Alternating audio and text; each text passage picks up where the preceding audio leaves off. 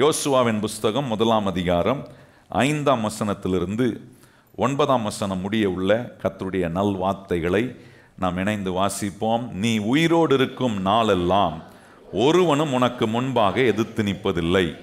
நான் மோசேயோடு இருந்தது போல உன்னோடும் இருப்பேன். நான் உன்னை விட்டு விலகுவதும் இல்லை, உன்னை கைவிடுவதும் இல்லை. பலன் கொண்டு திடமனதாயிரு. இந்த ஜனத்தின் பிதாக்களுக்கு நான் கொடுப்பேன் என்று ஆணையிட்ட தேசத்தை நீ அவர்களுக்கு பங்கிடுவாய். என் தாசனாகிய மோசே உனக்கு கற்பித்த நியாய பிரமாணத்தின்படியெல்லாம் செய்ய கவனமாய் இருக்க மாத்திரம் மிகவும் பலன் கொண்டு திடமனதாயிரு. நீ போகும் இடம் எல்லாம் புத்திமானாய் நடந்து கொள்ளும்படி அதை விட்டு வலது இடது புறம் விலகாதிருப்பாயாக. இந்த நியாயப்பிரமாண புஸ்தகம் உன் வாயை விட்டு பிரியாதிருப்பதாக. இதில் எழுதியிருக்கிற வைகளின்படியெல்லாம் நீ செய்ய கவனமாக இருக்கும்படி இரவும் பகலும் அதை தியானித்து கொண்டிருப்பாயாக. அப்பொழுது நீ உன் வழியை வாய்க்க பண்ணுவாய், அப்பொழுது புத்திமானாயும் நடந்து கொள்வாய். நான் உனக்கு கட்டளையிடவில்லையா? பலன் கொண்டு திடம் மனதாயிரு, திகையாதே, கலங்காதே. நீ போகும் இடம் எல்லாம் உன் தேவனாகிய கர்த்தர் உன்னோடே இருக்கிறார் என்றார். இந்த வேத பகுதி தேவன் நம் ஒவ்வொருவரும் ஒவ்வொரு காரியத்திலும் வெற்றி அடைய வேண்டும் என்பதை நமக்கு போதித்து வழிகாட்டி நம்முடைய வாழ்க்கையில் நிஜமாக்க விரும்புகிற சத்தியத்தை கேட்டுக்கொண்டிருக்கிறோம். சிலுவையில் கூட ஆண்டவர் நம்முடைய பாவங்களை சுமந்து நம்முடைய அக்கிரமங்களை ஏற்றுக்கொண்டு சிலுவையின் மேலே ஆண்டவர் வெற்றி சிறந்தார் என்பதை தான் நம்ம அங்கே பார்க்குறோம். பாடு வேதனைகள் ஒரு பக்கம் இருந்தாலும் அதெல்லாம் ஏற்றுக்கொண்டு வெற்றி அடைகிறத ஜனங்களுக்கு அதை காட்டுறார் பாருங்க. அப்போ தேவன் நம்முடைய வாழ்க்கையில் விரும்புகிற ஒன்று என்னன்னா, எந்த விஷயத்திலும் நான் தோக்கக்கூடாது என்பதில் ஆண்டவர் மிக அக்கறை உள்ள கரிசனை உள்ள தேவனாக இருக்கிறார். கையை வைத்து சொல்லுங்க, நான் எந்த விஷயத்திலும் தோக்கக்கூடாதுன்னு என் ஆண்டவர் என் மேலே எப்படி இருக்கிறாரு? அக்கறை உள்ளவர். அதனால நம்ம என்ன செய்யக்கூடாதுன்னா, தேவன் நமக்கு வெற்றி அடைவதை குறித்து சொல்லி கொடுக்கும்போது அதை கிரிட்டிசைஸ் பண்ணுறவங்களா இருக்கக்கூடாது, அதை பரிகாசம் பண்ணுறவங்களா. ஆமாம் வந்துருமா வெற்றி. இன்னைக்கு நிறைய கிறிஸ்தவர்கள் வாழ்க்கையில் வெற்றி அடையாமல் இருப்பதுக்கு ஒரு மிக முக்கியமான காரியம், தேவன் செய்ய விரும்புகிற காரியத்தை எங்கெல்லாம் நான் கிரிட்டிசைஸ் பண்ணுறேனோ, எங்கெல்லாம் நான் அதை பரிகாசம் பண்ணுறேனோ, அந்த வெற்றியை நான் அனுபவிக்க முடியாமல் போய் விடுகிறேன். ஒவ்வொரு மனுஷனும் வெற்றி அடைய வேண்டும். இது தெய்வீகமான தேவ திட்டம். உங்களுடைய வாழ்க்கை, உங்கள் குடும்பம், உங்களுடைய எதிர்காலம், உங்களுடைய வேலை, உங்களுடைய தொழில், உங்களுடைய ஆவிக்குரிய வாழ்க்கை, உங்களை சம்பந்தப்பட்ட எல்லா காரியங்களும் உங்களை வச்சு சம்பந்தப்படுத்தப்படுகிற எல்லா காரியங்களிலும் ஆண்டவர் என்ன விரும்புகிறாருன்னா, உங்களை ஒரு வெற்றி உள்ள ஒரு மனிதனாய் கர்த்தர் மாற்ற விரும்புகிறார். கையை வைத்து சொல்லுங்க, கர்த்தர் என்ன மனுஷனாக மாற்ற விரும்புகிறாரு? உங்களை நீங்கள் எப்படி பார்க்குறீங்க, உலகம் உங்களை எப்படி பார்க்குது, ஜனங்க உங்களை எப்படி பார்க்குறாங்க, அதெல்லாம் ஒரு பக்கம் இருக்கட்டும். உங்களை கர்த்தர் எப்படி பார்க்குறாருன்னா, ஆண்டவர் சொல்கிறார், நீ வெற்றி அடைவது தெய்வீகமான தேவ திட்டமாக இருக்கு. கை வைத்து சொல்லுங்க, நான் வெற்றி அடைவது தெய்வீகமான தேவ திட்டமாக இருக்கிற, அதுதான் தேவ சித்தம். தோக்கிறது என்பது தேவன் நம்முடைய வாழ்க்கையில் வைக்காத ஒன்று. ஆனால் தேவன் நமக்கு கொடுக்கிற வெற்றியை நம்ம அனுபவிக்க முடியாதபடிக்கு தேவன் நமக்கு போதிக்கிற சத்தியம். இந்த வசனம் சொல்லுது பாருங்க, இரவும் பகலும் அவருடைய வேதத்தில் தியானமாக இருக்கிற மனுஷன், அதை செய்கிற ஒரு மனுஷனை ஆண்டவர் சொல்றாரு, அவன் தன்னுடைய வழியை வாய்க்க பண்ண முடியும். அவன் புத்திமானா, ஒரு மனுஷன் அறிவுள்ளவன் நடக்கிறானா அவன் தோல்வி உள்ளவனா இருக்க மாட்டான், கண்டிப்பா வெற்றி உள்ளவனா இருப்பான்றாரு.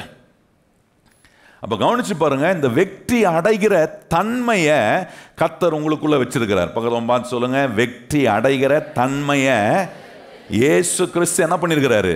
உங்களுக்குள்ள வச்சிருக்கிறார். அதனாலதான் அதை போதிக்கிறாரு. உங்ககிட்ட இல்லாத ஒன்றை இயேசுநாதர் உங்களுக்கு சொல்லி தர மாட்டார். உங்களுக்குள்ள வச்சிருக்கிறத நீங்க கண்டுபிடிக்கல, அதுக்கு இம்பார்ட்டன்ஸ் கொடுக்காததுனால ஆண்டவர் சொல்றார் அதுக்கு எப்படி இம்பார்ட்டன்ஸ் கொடுக்கணும். பாருங்க, ஒரு குழந்தைய தூக்கி குப்பைத்தட்டில் போட்டு போயிடுறாங்கன்னு வைங்களேன், அந்த குப்பைத்தட்டியில் போடுற குழந்தைய கூட கவனிச்சு பாருங்க. அந்த பிள்ளை வளர்ந்து எல்லா கஷ்டத்தின் நடுவே, பிரச்சனையின் நடுவே நீங்கள் கவனிச்சு பாருங்க, எதிர்த்து போராடி வாழ்க்கையில் வெற்றி அடைந்து உயர்வான நிலைக்கு வரணும்னு அந்த குப்பைத்தொட்டியில் தூக்கி போட்ட பிள்ளைக்கு வளர்ந்து வரும்போது எங்கேருந்துங்க வந்துச்சு இந்த எண்ணம்? ஏன்னா கடவுள் ஒவ்வொரு மனுஷனையும் உண்டாக்கும் போது அவனுக்குள்ள அந்த வெற்றி அடைகிற தன்மையை நமக்குள்ள வச்சிருக்கிறார். நல்ல பக்கத்தில் பார்த்து சொல்லுங்க, உங்களுக்குள்ள வெற்றி அடைகிற தன்மை, அந்த நேச்சரை உங்களுக்குள்ள வச்சிருக்கிறாரு. அதனால்தான் வாழ்க்கை வெற்றி அடையாத ஒரு நிலைக்கு போகும்போது மனுஷன் சந்தோஷமா இருக்க முடியல பாருங்க. இதே ஒரு மனுஷன் வாழ்க்கையில வெற்றி அடையும் போது அவனுக்குள்ள ஒரு சந்தோஷம் வருது பார்த்தீங்களா? அந்த சந்தோஷத்தை தேவன் கொடுக்கிற வெற்றியின் மூலமாய் நீங்க உங்க வாழ்க்கையில் அனுபவிக்க வேண்டும் என்பதுக்காக தான் இந்த சத்தியங்களை கர்த்தர் போதிக்கிறார். சும்மா ஏதோ வந்து உட்கார்ந்து கேட்கணும், ஏதோ ஒன்று சொல்றாங்க அப்படின்னு நீங்க நினைச்சீங்கன்னா வாழ்க்கையில நமக்கு ஆண்டவர் செய்ய விரும்புகிற காரியத்தை புரிந்து கொள்ளல, நாம் புத்திமானா மாறல. வழி வாய்க்கணும்னா கர்த்தர் நமக்கு வச்சிருக்கிற காரியங்களை கொஞ்சம் கேட்டு கவனிச்சு நம்முடைய வாழ்க்கையை வெற்றிகரமாக ஆக்குவதுக்கு தேவன் எப்படிப்பட்ட தன்மையெல்லாம் எனக்குள்ள உண்டாக்கி இருக்கிறார் பாருங்க. தேவனுடைய தன்மை தோக்கிற தன்மை இல்லை, ஜெயிக்கிற தன்மை. தேவன் நம்மளை அவருடைய சாயலை உண்டாக்கிட்டு மகிமை இழந்து போன ஒரு மனுஷனுடைய வாழ்க்கையில் மகிமையை கொடுப்பதுக்கு அவர் மனுஷனுடைய வாழ்க்கைக்குள்ள இரட்சகராக வந்து இன்னைக்கு எனக்குள்ள இயேசு இரட்சகராக எனக்குள்ள இருக்கிற அவர் என்ன செய்ய விரும்புகிறார்னா என்னை மகிமைப்படுத்த விரும்புகிறார். எப்படி மகிமைப்படுத்துகிறாருன்னா அந்த ஜெயிக்கக்கூடிய தன்மையை எனக்குள்ள ஒவ்வொரு நாளும் வேலை செய்யும்படி அதுக்கு நேரான சத்தியங்களை எனக்கு கேட்க வைக்கிறார். இந்த சத்தியங்களை கேட்க கேட்க எனக்கு தெரியுது, இல்லை நான் தோக்கிறவன் அல்ல, நான் ஜெயிக்கிறவன். எத்தனை பேர் கையை உயர்த்தி சொல்றேங்க, நான் தோக்கிறவன் அல்ல? நல்லா சொல்லுங்களேன். நல்லா சொல்றதே எப்படி இருக்குன்னா, நான் தோக்கிறவன் இல்லை, நான் ஜெயிக்கிறவன். நல்லா சொல்லுங்க, நான் தோக்கிறவன் அல்ல, ஜெயிக்கிறவனாய் கத்த வச்சிருக்க. அதுதான் இயேசு சொல்றாரு, எப்பொழுதும் நம்மளை வெற்றி சிறக்க பண்ணு. கை வச்சு சொல்லுங்க, எப்பொழுதும். நிறைய கிறிஸ்தவன் நினைச்சாங்க எப்பனா நடக்கும், எப்பனா ஒரு முறை ஜெயிப்பேன், ஆனால் நிறைய முறை தோப்பேன். ஆனால் ஆண்டவர் சொல்றாரு, இல்லை இல்லை, எப்பொழுதும். சொல்லுங்க வாயத்திலிருந்து, எப்பொழுதும். நல்லா சொல்லுங்க அந்த வார்த்தை, எப்பொழுதும். தோல்வியில் இருக்கிறீங்களா சொல்லணும், இல்லை இல்லை இல்லை, எப்போவும் என வெற்றி சிறக்க பண்ற ஒரு தன்மையை ஆண்டவர் எனக்குள்ள வச்சிருக்கிறாரே. அப்போ பாருங்க, இந்த நாட்களில் ஒரு பகுதியில் கர்த்தர் நம்மளை வெற்றி சிறக்க விரும்புகிறார். எல்லா காரியங்களையும் சொல்லிட்டு வரேன். இந்த ஆலயத்துக்கு வந்தீங்கன்னா உங்களுக்கு எல்லா காரியங்களையும் ஸ்டெப் பை ஸ்டெப்பாக போதிக்கிறோம். ஏன்னா நீங்கள் தேவனை நன்றாக அறிந்து கொள்ளணும், உங்கள் வாழ்க்கை நல்லா ஆகணும். இதெல்லாம் ஆண்டவருடைய விருப்பம் பாருங்கள். அதனால தான் ஊழியரை பயன்படுத்தி ஆண்டவர் இந்த காரியங்கள்லாம் உங்களுக்கு ஒவ்வொன்றா எடுத்து கிளி பிள்ளைக்கு சொல்லித்தர மாதிரி சொல்லித்தரார் ஆண்டவர் ஆலயத்துக்குள்ளே இந்த சத்திய வசனங்களை. அப்போ இந்த ஒரு காரியத்தில் ஆண்டவர் நம்மளை வெற்றி உள்ளவராக மாற்றணும்னா ஆண்டவர் சொல்கிறாரு, நம்முடைய வாழ்க்கையில் நமக்கு மிக அதிகமாய் உபயோகமாகிற பொருளாதார காரியத்திலும் நாம் வெற்றி உள்ளவனாக இருக்கணும். கையை வாய்த்தி சொல்லுங்கள், பொருளாதார ஆசீர்வாதத்திலும் நாம் எப்படி இருக்கணும்? எத்தனை பேர் நல்ல பொருளாதாரத்தில் இன்னும் கொஞ்சம் நல்ல கெதி ஆகணும் அப்படின்னு ஆசை இருக்கா? ஆசை இல்லாத மனுஷனுக்குறோம் பொருளாதாரம் சொன்னால் ஆசை வந்துடும். என்ன தூங்குற ஆளுக்குறோம் பணங்கிறோம், என்ன பணம்னா என்ன பண்ணுமா? அது ஊர் பழமொழி. நம்ம ஆண்டவர் சொல்கிறது சத்தியத்தை அறியும் போது கர்த்தர் நம்ம கையில் கொடுக்குற பொருளாதார ஆசீர்வாதத்தை எதுக்கு கொடுக்குறாரு, ஏன் கொடுக்குறாரு, எங்கேருந்து எடுத்து வந்து என்கிட்ட கொடுக்குறாரு, கொடுத்த பிறகு அதுக்கு என்ன செய்யணும்னு சொல்கிறாரு, எப்படி செய்யணும்னு வழி காட்டுறாரு. இதெல்லாம் ரொம்ப முக்கியம் பாருங்க. பொருளாதார ஆசீர்வாதம் ரொம்ப முக்கியம். இந்த பொருளாதார ஆசீர்வாதத்தை நீங்கள் நம்புவதற்கான கண்ணோட்டம் ரொம்ப முக்கியமானது. கையை உயர்த்தி சொல்லுங்க, பொருளாதார ஆசீர்வாதத்தை கர்த்தர் எனக்கு கொடுக்கிறத நம்புவதற்கான கண்ணோட்டம் ரொம்ப முக்கியமானது. என்ன மாதிரி கண்ணோட்டம் இருக்கு? என் தேவை சந்திக்க போறதுக்கு மாத்திரம் கர்த்தாவே பொருளாதார ஆசீர்வாதத்தை தாரணும், அந்த கண்ணோட்டம் தப்பு. எதுக்கு கொடுக்குறாரு, எங்க இருந்து எத்தனை கொடுக்குறாரு, அதை கொடுப்பதுக்கு என்கிட்ட கொண்டு வந்து என்னை நம்பி கொடுக்குறாரு, ஏன் என்ன நம்புறாரு ஆண்டவர், இதெல்லாம் பாருங்க ரொம்ப முக்கியமானது. புத்திமானாக்கி நமக்கு இதெல்லாம் சொல்லித்தராரு. நமக்கு அறிவே இல்லாமல், நமக்கு இதை பற்றிய ஒரு வெளிச்சமே இல்லாமல் கொண்டு வந்த ஆண்டவர் ஆசீர்வாதத்தை கொடுக்கல. இதை குறித்த வெளிச்சத்தை நமக்கு போதித்து கற்றுக் கொடுக்குறார்.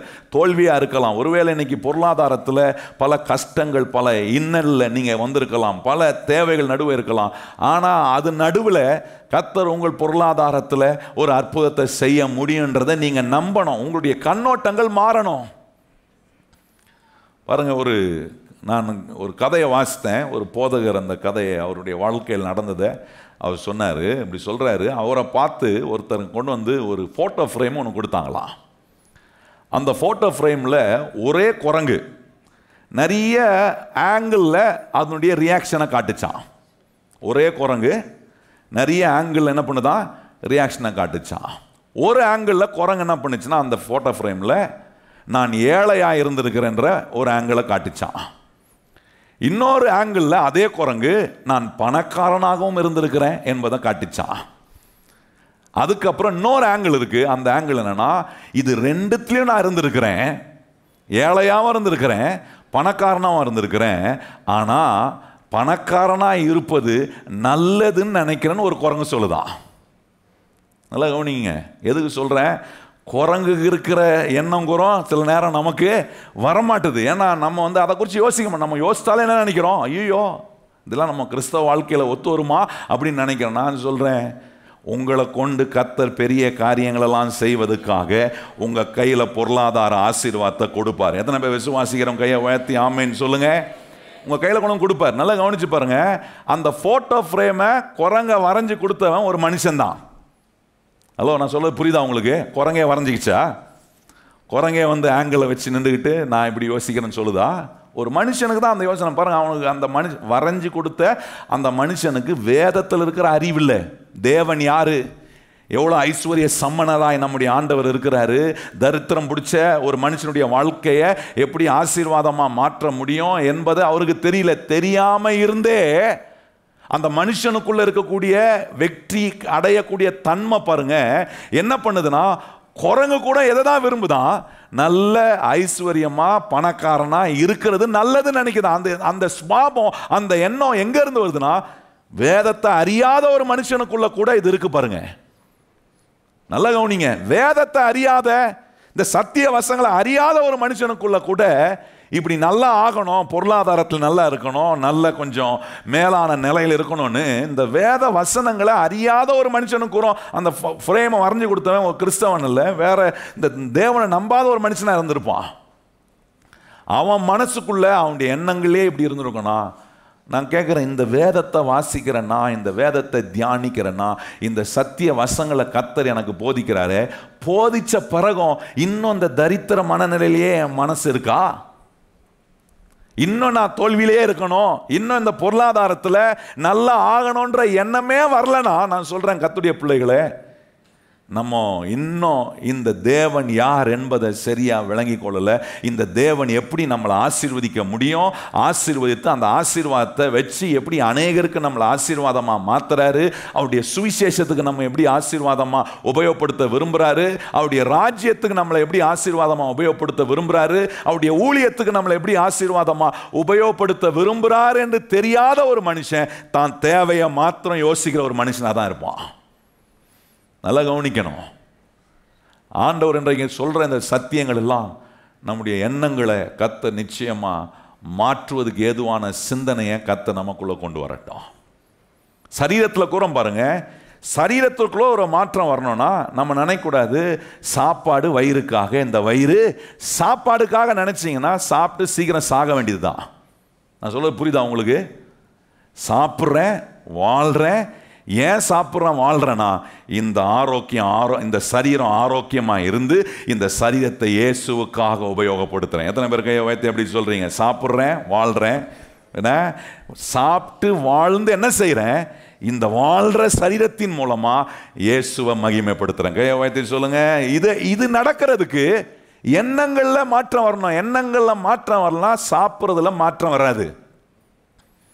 கண்டதை சாப்பிடுவேன், இஷ்டம் போல சாப்பிடுவேன், எல்லாத்தையும் அளவுக்கு மிஞ்சி சாப்பிட்றவனா இருப்பேன். நம்ம ஊரில் சொல்லுவாங்க சாப்பாடு ராம அப்படின்ற மாதிரி சாப்பாடு ராமனா மாறிடுவேன். ஆனால் நான் ஏன் சாப்பிட்றேன், எதுக்கு சாப்பிடணும், சாப்பிட்டு நான் ஏன் வாழ்கிறேன்? இந்த சரீரத்தை எதற்காக கர்த்தர் ஆரோக்கியமாக வைக்கணும்னு விரும்புகிறார்? இந்த சரீரம் தேவன் தங்குற ஆலயமாக இருக்குது. இது வெறும் சாப்பிட்றதுக்கு மாத்திரம் கொடுக்கப்பட்ட ஆலயம் அல்ல, சரீரம் அல்ல. இந்த ஆலயம் தேவன், இந்த சரீரம் தேவன் தங்கும் ஆலயமாக இருக்குது. இந்த சரீரம் கர்த்தருக்குரியது. கையை உயர்த்தி சொல்லுங்க. எல்லா சரீரம் வச்சிருக்கிற எல்லா பாடியும் கையை உயர்த்தி சொல்லுங்க, இந்த சரீரம் யாருக்குரியது? இது தெரிஞ்சிச்சுன்னா எண்ணங்கள் மாறும். சாப்பிடும் போது யோசிப்பீங்க, இந்த சரீரம் என்னுடையது இல்லை, இது கர்த்தருடையது. சொல்லுங்க, இந்த சரீரம் என்னுடையது இல்லை, கர்த்தருடைய. இந்த சரீரத்தை என்ன பண்ணக்கூடாது? பலவீனப்படுத்தக்கூடாது, ஓவர்லோடு பண்ணக்கூடாது. நான் சொல்ல புரியுதா? ஓவர்லோடு ஆயிடுச்சுன்னு காட்டுவார் ஆண்டவர். முள் காட்டும். மிஷினில் ஏறி நின்றீங்கன்னா முள் அடிக்கும், டக்கு டக்கு டக்கு டக்கு டக்குன்னு. அதுக்கு மேலே போகிறதுக்கே இல்லாதபடி சிலருக்குலாம் அடிக்குது. சிலருக்கு ரொம்ப வெயிட் குறைவாக இருக்குது. கரெக்டான பேலன்ஸில் இருப்பதுக்கான வேலையை செய்யணும்னா எண்ணங்களில் மாற்றம் வரணும். கையை வைத்து சொல்லுங்கள், என்னுடைய எண்ணங்களில் மாற்றம் வரணும். அதுதான் ஆண்டவர் சொல்கிறாரு, மனுஷனுக்கு இருக்கிற ஒரே போர் செய்கிற இடம் எதுனா அவனுடைய மனம். 2 கொரிந்தியர் 10 3 நம்ம கவனிக்கிறோம், பலத்த அரண் மனுஷனுடைய மனதுக்குள்ள உண்டாகுது. மனுஷனுடைய மனதுக்குள் போகிற எண்ணங்கள் கற்பனையாக மாறி அது பெரிய பலத்த அரணாய் மாறுகிறது. அந்த பலத்த அரணை ஆண்டவர் சொல்றாரு, அந்த தப்பான பலத்த அரணை நீங்களும் நானும் நம்ம என்ன பண்ணணுமா? இடிக்கணுமா, அதை சிறை பிடிக்கணுமா, அதை கீழே தள்ளணுமா? எவ்வளோ வேலை செய்ய சொல்றாரு பாருங்க ஆண்டவர். எண்ணம் போய் தப்பா உட்கார்ந்துருக்கா? உங்க ஆசீர்வாதத்தை குறித்த எண்ணங்கள் தப்பா இருக்கா? உங்க ஆரோக்கியத்தை குறித்த எண்ணங்கள் தப்பா இருக்கா? உங்க வாழ்க்கையை வாழக்கூடிய விதத்தை குறித்த எண்ணங்கள் தப்பா இருக்கா? நான் சொல்றேன், அதை இடிக்கணும். தேவனை குறித்த எண்ணங்கள் தப்பா இருக்கா? முதல்ல அதை இடிங்க. தேவனை குறித்த அறிவு சரியானதா இருக்கும். தேவனை அறிகிற அறிவுக்கு விரோதமாய் எழும்புகிற எண்ணம். இன்னைக்கு பிசாசு அதான் பண்றான். சர்ச்சைக்கு வர விடுவான், ஆண்டவர் ஆராதிக்க விடுவான், பிரசங்கம் பண்ண நேரத்தில் உட்கார விடுவான். ஆனா அந்த கேட்கிற வசனத்தினால அறிவுடைய மாறுறதுக்கு விட மாட்டான், புத்திமானா மாற விட மாட்டான். 1 மணி நேரம் வந்தேன், 2 மணி நேரம் வந்தேன், உட்காந்தேன் சர்ச்சில், நான் சத்திய வசனத்தை கேட்டேன், ஆராதிச்சேன். அது இல்லை, வந்தேன் உட்காந்தேன். இன்னைக்கு கேட்டதில் என் வாழ்க்கைக்குள்ள, என் சரீரத்துக்குள்ள, என் சிந்தனைக்குள்ள எனக்கு ஒரு மாற்றம் வந்துச்சு. இனிமே இப்படி வாழக்கூடாது, கர்த்தர் சொல்றபடி தான் வாழணுன்ற தீர்மானத்தோட தான் போறேன். ஒவ்வொரு முறையும் இங்க வரும்போது குழப்பத்தோட வரலாம், ஆனா கர்த்தர் பேசுற வசனத்தை கேட்ட உடனே ஒரு தீர்மானத்தோட போகிறேன். நான் கர்த்தருக்காக வாழ போகிறேன். இந்த சரீரம் கர்த்தருக்குரியது. கர்த்தர் கொடுக்கும் எல்லாவற்றையும் கர்த்தருக்கென்றே உபயோகப்படுத்துறவனா. எத்தனை பேர் கையை வைத்து சொல்லி, இந்த சரீரம் கர்த்தருக்குரியது. இந்த சரீரத்துக்கு கர்த்தர் என்னெல்லாம் கொடுக்கிறார், என்ன நன்மையெல்லாம் கொடுக்கிறார், என்ன பொருளாதார ஆசீர்வாதத்தெல்லாம் கொடுக்கிறாரோ அதெல்லாம் நான் யாருக்கு தான் உபயோகப்படுத்த போறேன்? கர்த்தருக்கே அதை உபயோகப்படுத்துறேன். அப்படின்னா தேவனை அறிகிற அறிவுக்கு விரோதமாக எழும்புகிற எண்ணங்களை இடிக்கிறீங்க, கீழே தள்ளுறீங்க. போன வாரம் ஆரம்பித்தோம் பாருங்க, தேவனை அறிகிற அறிவுக்கு விரோதமாக எழும்புகிற எண்ணங்களில் ஒன்று, தேவனை குறித்து நம்ம நினைக்கிற எண்ணங்கள். தேவன் என்னமோ என்ன பஞ்சப்பாட்டில் இருக்கிற மாதிரியும், ஆண்டவர் என்ன ஆண்டவரால் எதுவுமே நமக்கு செய்ய முடியாதது மாதிரியும், தட்டுப்பாடு உள்ள தேவன்ற மாதிரியும், ஆண்டவர் நம்மகிட்ட இருந்து எல்லாத்தையும் எடுக்கிறவர் மாதிரியும்.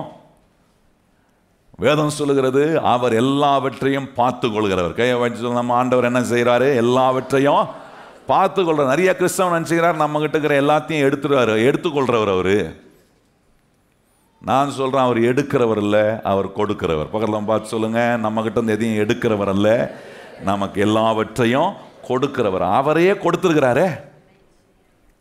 சில நேரம் பாருங்க, ஆண்டவரை நிறைய பேர் வாயை திறந்து என்ன சொல்ல மாட்டாங்கன்னா, அவர் ஒரு ஏழை கடவுள்னு சொல்ல மாட்டாங்க. ஆனால் அந்த ஏழை கடவுள்ன்ற மாதிரி எண்ணங்களை தங்களுக்குள்ள கொண்டு வந்து வச்சுப்பாங்க. எப்படி வச்சுப்பாங்கன்னா, ஆண்டவர் என்ன வந்தாலும் அவருக்கு கொடுன்னு சொல்லிடுவார். அவருக்கு வேணும்னு, அவருக்கு தேவை, அவருக்கு தேவை, இந்த தேவை, அந்த தேவைன்னு சொல்லி எல்லாத்தையும் வாங்கிடுவார். அதனால் அவருக்கு எல்லாமே எப்போவுமே தேவையாக இருக்கும். நம்மக்கிட்ட வரதெல்லாம் அவர் வாங்கிப்பார். இப்படி நினச்சா கூட நான் என்னவா நினைக்கிறேன்னா, ஆண்டவரை ஐஸ்வர்ய சம்மனராக நினைக்கல. அவரை நான் எப்படி பார்க்குறேன்னா, அவருக்கு என்னமோ எல்லாம் தேவை இருக்குது, அந்த தேவையெல்லாம் நம்ம மூலமாக தான் அவர் பூர்த்தி பண்ணிக்கிறாரு அப்படின்னு நம்ம நினைக்கிறோம். நான் சொல்றது நல்லா கவனிங்க, நம்ம தேவையை பூர்த்தி செய்கிறவர் அவர் ஒருத்தர் தான். நம்ம ஒரு நாளும் அவர் தேவையை பூர்த்தி பண்ண முடியாது. எத்தனை பேர் அதை ஏற்றுக்கொள்றவங்க கையை உயர்த்தி ஆமேன்னு சொல்லுங்க. உங்க தேவையை அவர் பூர்த்தி பண்ண முடியுமா? நீங்கள் அவர் தேவையை பூர்த்தி பண்ண முடியுமா? அவ்வளோ பெரிய ஆளா மனமோ? கிடையாது, ஒரு நாளும் பண்ண முடியாது. ஆண்டவர் நம்ம கையில் ஆசீர்வாதங்களை கொடுத்து, நமக்கு உழைப்பதுக்கான பலனை கொடுத்து, என்ன நீங்கள் எதிர்பாராத நன்மைலாம் வரும். ஆண்டவர் சொன்னார் பாருங்க, துன்மார்க்கம் கையில் இருக்கிற ஆஸ்தி எடுத்து யார்கிட்ட கொடுப்பாராம்? நீதிமானா இருக்கிற என்கிட்ட கொடுப்பார். கையை வைத்து சொல்லுங்க, நீதிமானா இருக்கிற. எத்தனை பேருக்கு அதை சொல்றதுக்கே நிறைய பேருக்கு தைரியம் இல்லை. எனக்கு வருமா வராதா, இருக்கிறது போயிட்டு இருக்குது, எங்கேருந்து வரப்போகுது அப்படின்ற மாதிரி நிறைய பேர் இருக்கிறீங்க. கையை வாய்த்தி சொல்லுங்க, துன்மார்க்கம் கையில் இருக்கிற ஆஸ்திகளை, பாவி கையில் இருக்கிற ஆஸ்தி எடுத்து நீதிமானா இருக்கிற என்கிட்ட கர்த்தர் கொடுங்க. எனக்கு போதிக்கிறாரு, நீதியை போதிக்கிறாரு, அவருடைய வழிகளை எனக்கு சொல்லித்தராரு. ஏன் என்ன ஆண்டவர் இந்த இடத்துல ரட்சித்து வச்சிருக்கிறாரு, அந்த ராஜ்யத்துக்குள்ள வச்சிருக்கிறாரு, என்னை கொண்டு என்ன செய்ய தேவன் விரும்புகிறாரு, இதெல்லாம் போதிக்கிறார் பாருங்க. எனக்கு ஆண்டவர் அதை சொல்றாரு, சொல்லி கொடுக்குறாரு. அப்போ இந்த தேவன் நமக்குள்ள இந்த ஆசீர்வாதங்கள்லாம் கொடுக்க விரும்பும் போது நம்ம என்ன நினைக்கக்கூடாதுன்னா, நம்மக்கிட்ட இருந்து எல்லாத்தையும் அவர் எடுத்துடுறாரு போல. கிடையாதுங்க. உங்களுக்கு எல்லாவற்றையும் கொடுக்குறாரு. கொடுத்துட்டு ஆண்டவர் என்ன பார்க்குறாருன்னா, உன் உள்ளம் எப்படி இருக்குது, உன்னுடைய வாஞ்சை எப்படி இருக்குன்றத கர்த்தர் ஒவ்வொரு நாளும் செக் பண்ணுவார். கையை உயர்த்தி சொல்லுங்கள், ஒவ்வொரு நாளும் கர்த்தர் நம்முடைய பணத்துக்கு பின்னாடி அல்ல, நம்முடைய இருதயத்துக்கு பின்னாடி இருக்கிறார். கையை உயர்த்தி சொல்லுங்க, கர்த்தர் நம்ம பணத்துக்கு பின்னாடி இல்லை, கர்த்தர் எது பின்னாடி இருக்கிறாரு? இருதயம் நம்ம அவரை சார்ந்து இருக்கா? நம்முடைய இருதயம் அவர் மேல வாஞ்சையா இருக்கா? அப்படி இருக்கிற ஒரு மனுஷனுக்கு ஆண்டவர் அள்ளி அமுக்கி குலுக்கி சரிந்து விழும்படி செய்வார். இன்னைக்கு நிறைய கிறிஸ்தவனுடைய இருதயம் கர்த்தர் மேல் இல்லை. தேவனுக்காக வாழணும், தேவனுக்காக என் வாழ்க்கையை, என் சரீரத்தை உபயோகப்படுத்தணும், தேவனுக்காக கர்த்தர் எனக்கு கொடுத்திருக்கிற வேலையை உபயோகப்படுத்தணும், சம்பாத்தியத்தை உபயோகப்படுத்தணும்ன்ற எண்ணம் வரமாட்டுது. சுயநலமா இருக்கிறோம். எனக்கு ஏன் தேவை, என்னுடைய குடும்பம், இந்த வட்டாரத்தில் நான் சொல்றேன், அதெல்லாம் அற்பமானதுங்க. கர்த்தர் அதெல்லாம் உங்களுக்கு கண்டிப்பா கொடுப்பார். எத்தனை பேர் விசுவாசிக்கிறோம்? கையை உயர்த்தி சொல்லுங்க. உங்களுக்கு வேண்டியதை கர்த்தர் கொடுப்பார், உங்க குடும்பத்துக்கு வேண்டியதை கொடுப்பார், உங்க பிள்ளைகளுக்கு வேண்டியதை கர்த்தர் கொடுப்பார். அதோட நிறுத்துறவர் அல்ல, அதுக்கு மேலாக கொடுக்கிறவர். கையை உயர்த்தி சொல்லுங்க, அதுக்கு மேலாக கொடுத்து ஆண்டவர் சொல்ற, நீ எனக்காக வாழு, நான் உன் இருதயத்தின் பின்னாடி இருக்கிறேன். நல்ல கவனிங்க, ஒரு மனுஷன் தேவனுக்காக வாழாம தான் இருதயம் தேவனுக்கு நேராக திருப்பப்படாமல் இருக்கணும். நான் சொல்றேன், அந்த மனுஷன் பணத்துக்கு பின்னாடி ஓடுறவனா இருப்பான், பணத்துக்காக சண்டை போடுறவனா இருப்பான், பணத்துக்காக சாகிறவனா இருப்பான். அவன் இந்த பணம் அந்த வேலையெல்லாம் செய்யும். அதான் யாக்கோபு சொல்றாரு பாருங்க, பணம் எல்லா தீமைக்கும் வேறா இருக்கு, அது எல்லா ஆசையும் கொண்டு வருது, சண்டை போட வைக்குது, என்ன அதுக்கு பின்னாடி ஓட வைக்குது, அதற்காக என்ன போய் சாகவும். மனுஷன் பாருங்க, இன்னைக்கு பணத்துக்கு பின்னாடி போய் சாகிறதுக்கும் என்ன வேணா செய்ய போறான். ஆண்டவர் அதுக்காக தான் கொண்டு வந்து ஆசீர்வாதத்தை உங்க கையில் கொடுக்குறாரா? அதுக்கு பின்னாடி நீங்க போறதுக்கும், அதுக்கு அதை வச்சு நீங்க சண்டை போடுறதுக்கும், அந்த பணத்தினால நீங்க சாகிறதுக்கும், இதுக்காகவா ஆண்டவர் கொடுக்குறாரு? கர்த்தர் என் கையில் கொண்டு வந்து கொடுக்குறாரு. ஏன்னா அவர் என் மூலமாய் அவருடைய வேலையை செய்ய. கையை வைத்து சொல்லுங்க, கர்த்தர் எனக்கு கொண்டு வந்து கொடுக்குறாரு. ஏன்னா என் மூலமா அவருடைய. கையை நல்லா உயர்த்தி சொல்லணும். எத்தனை பேருக்கு அந்த நம்பிக்கை இருக்குது? கர்த்தர் உங்கள் கையில் கொண்டு வந்து கொடுப்பாரு. ஏன்னா இன்னைக்கு ஒன்றும் இல்லாமல் ஓட்டாண்டியா ஓட்ட கையில் நிற்கலாம். ஆனால் அந்த ஓட்டையெல்லாம் அடைச்சி கர்த்தர் உங்கள் கையின் பிரயாசத்தை ஆசீர்வதித்து உங்கள் கையில் கேட்குற சத்தியத்தின்படி உங்களுக்கு நன்மையை கொண்டு வந்து கொடுப்பாரு. கொடுக்கும்போது சொல்லணும், ஆண்டவரே இதை உமக்கு நான் கொடுக்க, உமக்கு உபயோகப்படுத்த என் இருதயம் எப்போவுமே உமக்கு பின்பாக இருக்காண்டு. எத்தனை பேர் அப்படி சொல்கிறீங்க? ஆண்டவரே எப்போவுமே என் இருதயம் எங்கே இருக்கு? இயேசுவின் மேலே இருக்கு. அப்படி இருக்கும்னா நான் சொல்கிறேன், தேவனை குறித்த எண்ணங்கள் தப்பாக வராது. நம்முடைய தேவனை குறித்து சொல்லும் போது எப்படி சொல்லுவோம்? நமக்கு எவ்வளோ குறைவு இருந்தாலும் அந்த குறைவை நிறைவாக்க அவர் ஐஸ்வர்ய சம்மனராய் இருக்கிறார் என்கிற பிக்சர் மனசில் வந்திருக்கா? அந்த எண்ணம் போதா? அந்த ப்ராஸ்பெக்டிவ்ல, அந்த கண்ணோட்டத்தில் நான் ஆராதிக்கிற தேவனை பார்க்குறேன்னா? போன வாரம் அதை ஆரம்பிச்சு நான் சொன்னேன் பார்த்தீங்களா? தேவன் எப்படி ஐஸ்வர்யம் உள்ளவராக இருந்தார், தேவன் அனுப்பின தம்முடைய குமாரனாகிய இயேசு கிறிஸ்து எப்படி ஐஸ்வர்யம் உள்ளவராக இருந்தார், சீஷர்கள் எப்படி ஐஸ்வர்யம் உள்ளவர்களாக இருந்தார்கள், அப்போஸ்தலர்கள் எப்படி ஐஸ்வர்யம் உள்ளவர்களாக இருந்தார்கள், திருச்சபை, ஆதி திருச்சபை எப்படி ஐஸ்வர்யம் உள்ள திருச்சபையாக இருந்துச்சு. இதெல்லாம் நம்ம கேட்கறதே இல்லை. நம்ம கேட்டதெல்லாம் கஷ்டம், துன்பம், பாடு, இதெல்லாம் இதையே தான் கேட்டிருக்கிறோம் பாருங்க. அதெல்லாம் இல்லைன்னு நான் சொல்லலை, அதெல்லாம் இருந்துச்சு. ஆனால் அது இருந்தும் கர்த்தர் அவர்களை சம்பூரணமாய் ஆசீர்வதித்தார். கையை வைத்து சொல்லுங்க, கர்த்தர் எப்படி ஆசீர்வதிச்சார் அவங்கள? அதை கொஞ்சம் கேட்டு தெரிஞ்சுக்கணும். அப்போதான் இன்னைக்கு நான் போகிற கஷ்டத்தில், இன்னைக்கு போகிற என்ன விதமான தவிப்பின் சூழ்நிலையில் எனக்கு ஒரு நம்பிக்கை வரும். என் ஆண்டவர் குறைவுள்ளவர் அல்ல, நிறைவானவராக இருக்கிறார். கையை சொல்ல, நான் ஆராதிக்கிற கர்த்தர் எப்படிப்பட்டவராக இருக்கிறாரு? இன்னைக்கு எப்படி இயேசுநாதர் ஐஸ்வர்யம் உள்ள தேவனாக இருந்தார், இதை கொஞ்சம் நம்ம கவனிக்கணும். பாருங்கள், இயேசுநாதர் கல்வாரி சிலுவையில் நமக்காக பாடுபட்டார், அவமானப்பட்டார், என்ன அவரை காரி துப்பினார்கள், என்ன அவர் தன்னுடைய முகத்தை கற்பாறையை போல ஆக்கி கொண்டார். இதெல்லாம் அவருடைய ஸ்பாப். அதை நான் இல்லைன்னு சொல்லலை. இதெல்லாம் நமக்கு வேணும். கிறிஸ்துவனுடைய ஸ்பாபங்கள் எல்லாம் வேணும். இதெல்லாம் நம்பி நம்ம வாழ்க்கையில் கை கொள்ற நம்ம ஒன்றை விட்டுறோமே. இயேசுநாதர் எப்படி சம்பூர்ணம் உள்ள ஒரு தேவனாய் இருந்தார் என்பதை நாம் நம்ப முடியாமல் போகும்போது அந்த ஒரு விஷயத்தில் நான் பின்தங்கினவனாக இருக்கிறேனே. ஒரு வசனத்தை வாசிப்போமே. என்ன செஞ்சிருக்கிறார் பாருங்க, ஆண்டவர் என்ன செஞ்சிருக்கிறார்ன்றத கொஞ்சம் நம்ம அறியணும். 2 கொரிந்தியர் 8ஆம் அதிகாரம் 9ஆம் வசனத்தை வாசிப்போமா? 2 கொரிந்தியர் 8ஆம் அதிகாரம் 9ஆம் வசனம் எல்லாரும் நம்ம இணைந்து வாசிப்போம். நம்முடைய கர்த்தராகிய இயேசு கிறிஸ்துவின் கிருபையை அறிந்திருக்கிறீர்களே, அவர் ஐஸ்வர்யம் உள்ளவராய் இருந்தும் நீங்கள் அவருடைய தரித்திரத்தினாலே ஐஸ்வர்யவான்கள் ஆகும்படிக்கு உங்கள் நிமித்தம் தரித்திரர் ஆனாரே. நல்ல கவனிங்க, அவர் எப்படி இருந்தாரா? ஐஸ்வர்யம் உள்ளவராய் இருந்தவர், நமக்காக தரித்திரமானார். அவர் வரும்போதே தரித்திரமானவரா வரல. நல்லா கவனிக்கணும். பரலோகத்திலிருந்து எல்லாத்தையும் விட்டுட்டு வந்தாருன்னா அவர் என்னமோ ஓட்டாண்டியா வந்தாரு, அவர்கிட்ட ஒண்ணுமே இல்லாம அடிமையின் ரூபத்தில் வந்தாரு அப்படின்னு நிறைய பேர் நினைச்சுக்கிறாங்க அவர் ஏழை கடவுள் போலகுது. நல்லா கிடையாது, அதெல்லாம் கிடையாதுங்க. நீங்க யோசிக்கணும். அவர் அங்கிருந்து வரும்போது அவர் ஒன்றும் ஏழையா வரல, அவர் ஒன்றும் இல்லாதவராக வரல.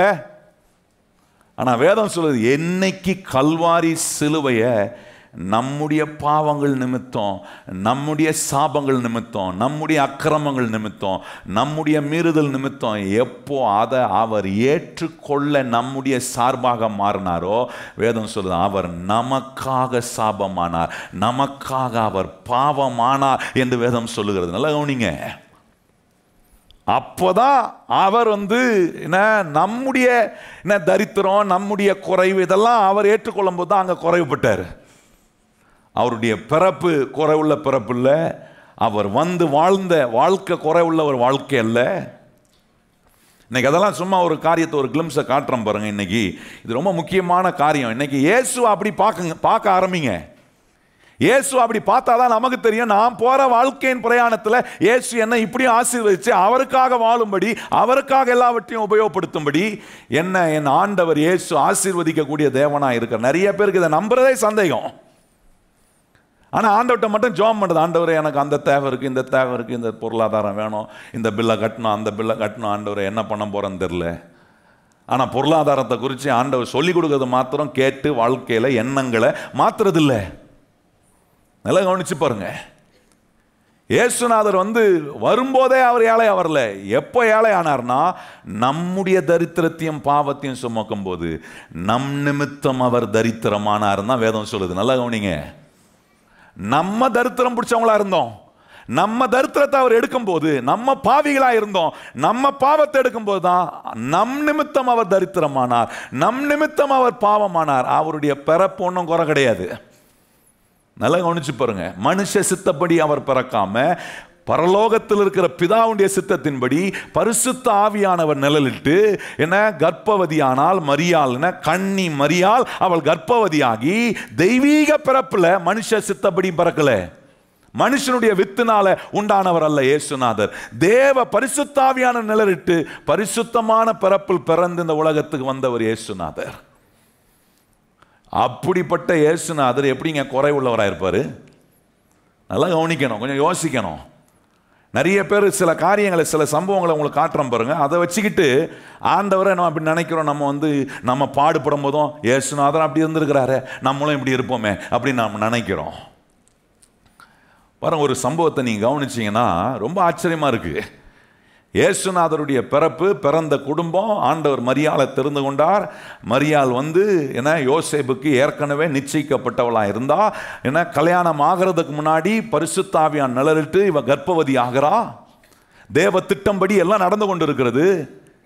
யோசேப்பு வந்து மரியாதை ஒதுக்கி விட நினைச்சான். ஆனால் ஆண்டவர் வந்து அவனோட பேசி இல்லை, பிறக்க போகிறது தேவகுமாரன் என்று சொல்லி தேவ திட்டங்களை வெளிப்படுத்தின உடனே ஒதுக்கி வைக்கணும்னு நினைச்ச யோசேப்பு என்ன பண்ணுகிறான், மரியாதை தன்னோட சேர்த்து கொள்றான், போய் அவளோட வாழ்றான், ஆண்டோடைய சித்தம் நிறைவேற காரியங்களை செய்கிறான் பாருங்க.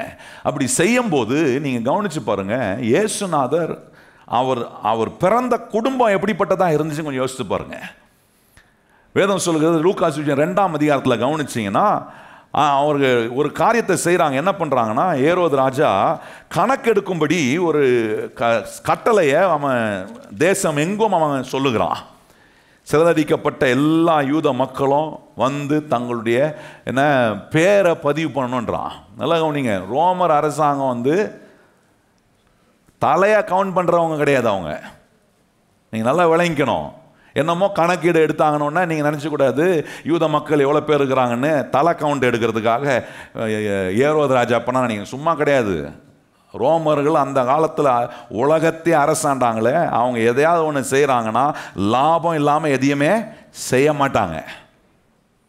என்ன எண்ணத்தோடு எடுக்க சொல்கிறான், தலையை எண்ணும் போது அவனுடைய பொருளாதார நிலை என்னன்னு கண்டுபிடிச்சி அந்த பொருளாதார நிலைக்கு தக்கவான வரி அவன் மூலமாக கட்ட வைக்கிறதுக்காக தான் அவனை மறுபடியும் வந்து அங்கே பதிவு பண்ண வைக்கிறான். நல்லா கவனிங்க.